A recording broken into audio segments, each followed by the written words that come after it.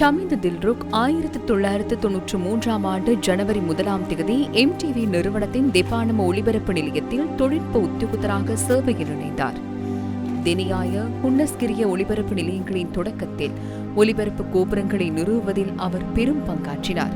ஒலிபரப்பு நிலையங்களை பராமரிப்பது அவரது முதன்மையான கடமைகளில் ஒன்றாக இருந்தது.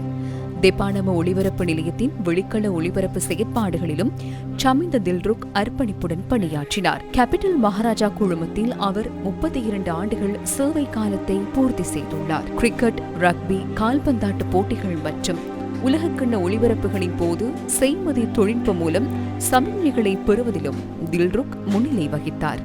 அன்னாரின் பூதவுடல் மஹரகமையில் உள்ள தனியார் மலர் சாலையில் அஞ்சலிக்காக வைக்கப்பட்டுள்ளது. இறுதிக் கிரியைகள் நாளை மாலை 6 மணிக்கு மஹரகம கொடிகமுவ மயானத்தில் நடைபெறவுள்ளன.